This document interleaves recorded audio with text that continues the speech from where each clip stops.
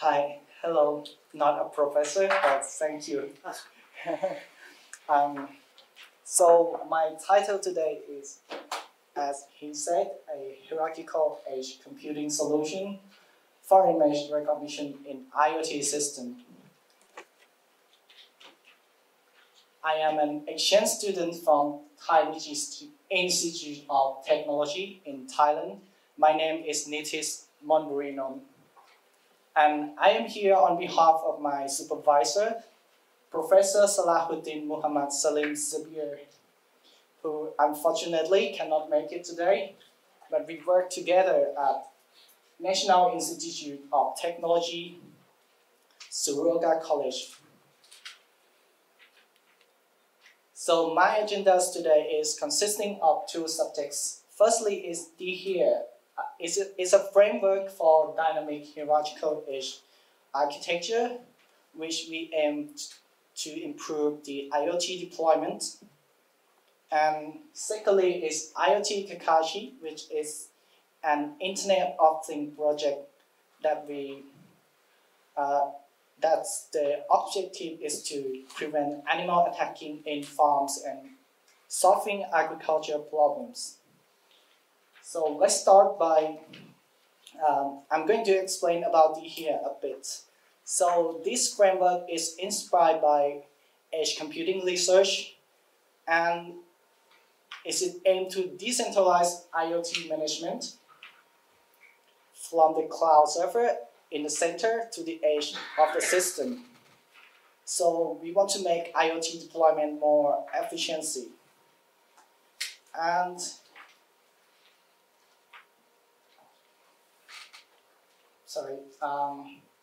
so this DHERE has a hierarchy edge architecture, which means that it resembles a tree, and the most powerful server is at the top of the tree. So start by cloud computing cluster or CCC. These are the most powerful server in the system. The examples are Amazon Web Services, or Google Cloud Platform, or Microsoft Azure. They belong to this layer. And secondly, a community level edge server or CLS. They are high performance server computer in your organization, like in your university or your school or your community, belong to this layer. Next is household level. They are a normal computer in your daily life, like desktop PC or laptop PC that you are using. Last but not least, in terms of potential, is GLS or gateway level edge servers. They are common IoT devices like Raspberry Pi, Arduino, or even your smartphone. We consider that they belong to this layer. So as you can see on the left side here, process can be sent to another layer automatically. That is what we call a dynamic hierarchy management in our framework. So I'm going to show you an example. This CCTV here is on GLS layer, and it's installed with facial recognition software. In normal cases, when there are a few people around, this CCTV can process the facial recognition by themselves. But in a case when there are so many people around, like in Tokyo subway station or maybe Shibuya crosswalk, this CCTV cannot process the facial recognition themselves. So with the hierarchy management, it can push the process automatically based on the requirements. And that's all for DHERE. We cannot go into more detail because time is short, but we published it in an international conference in Thailand. So if you're interested, send me an email and I will send you the proceeding. And our main research subject is IoT Kakashi. I know from my supervisor that Kakashi means scarecrow, and that is what we want to do. we want to make IoT system that resemble a scarecrow, but instead of just standing there and doing nothing to prevent animal attacks in farm, we want to build this smart scarecrow that can detect animal by types, and also later in the future we want to chase them away and protect the farmer quality of life.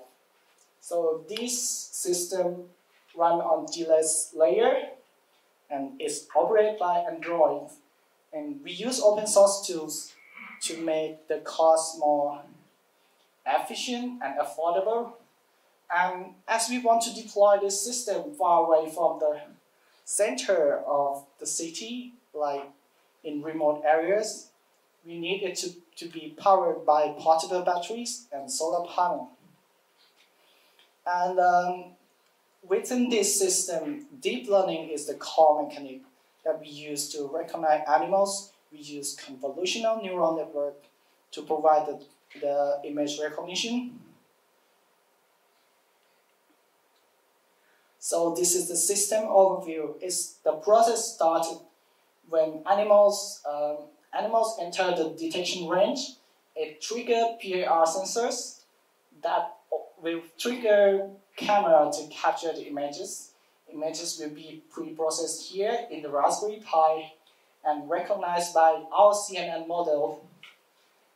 Then those information, the results will be sent to the server, and ordinary users like farmers can access from web-based application, and analysts and researchers can write an API to query the data and proceed with their analysis.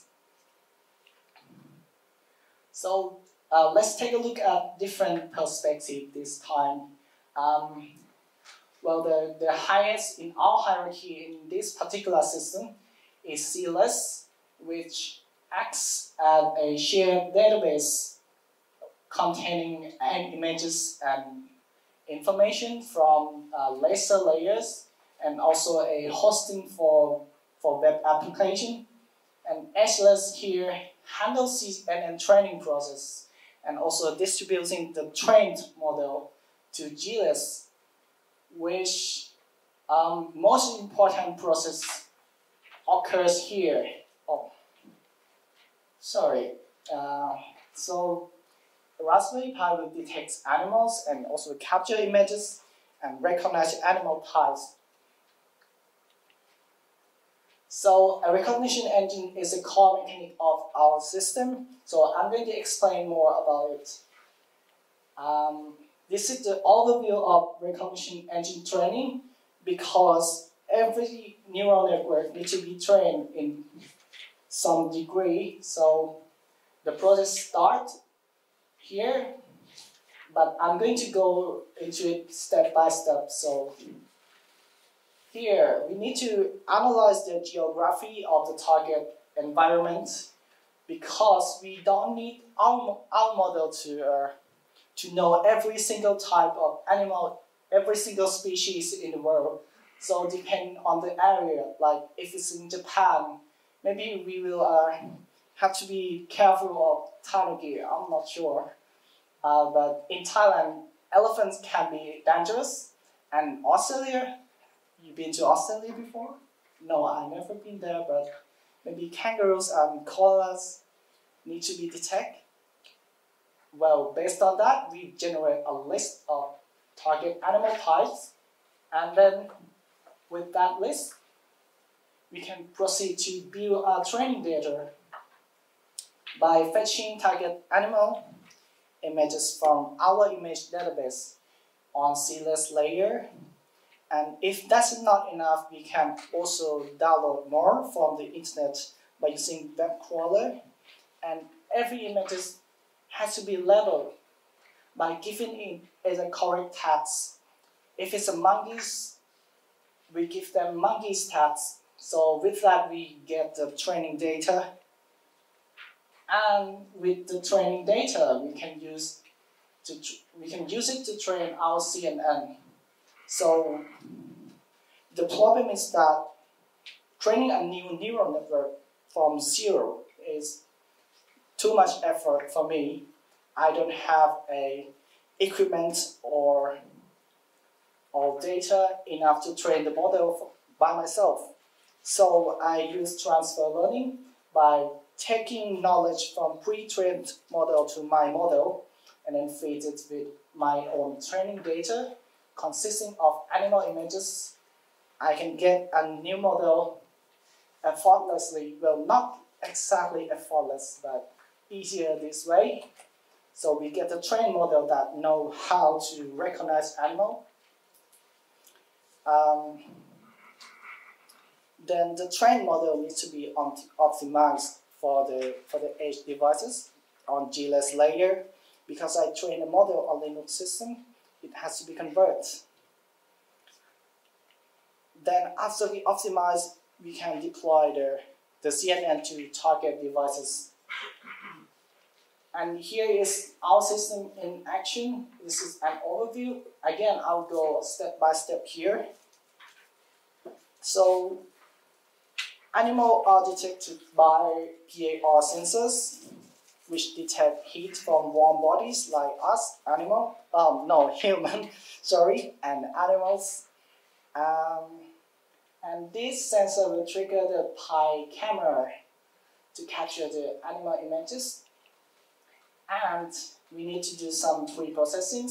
Here, we don't need the images with high resolution, so we reduce the size to 224 pixels because we did some tests and we found out that this is the optimized for our system for now, and we have to convert the image to grayscale. Then animal recognition happens by using CNN that we trained before. The process occurs locally on GLS, and the recognition engine will produce the results with distributed probabilities that look like this. So this is the type of animal, this is the probability. So if there are 10 results, these probability will be distributed to every type of animal. Here, the target animal picture is monkey. So monkey is the results with the highest probability. And then the results can be transferred and stored in the server for further analysis. And we did some experiment to evaluate our model accuracy, and we get the result with top 1 accuracy of 90% and top 3 with 96%, which is quite acceptable for, but we have relatively low training data, testing data set. So these numbers can be changed in the future. Looking forward to that. And lastly is the experiment with energy consumption. So I set the system to simulate recognition process every 5 minutes, and the battery lasts every 7 days, like on the slide. So that's conclude my presentation. But about our future research, we want to build this system as a service. It's like Kakashi as a service, means that farmers don't need to own the system by themselves, but we provide them as a service that can detect animals and also offers protection to their farms by using different tactics against different types of animals, because our current system knows the types of animal by recognition, but we don't have the anti-measure to deal with animals yet.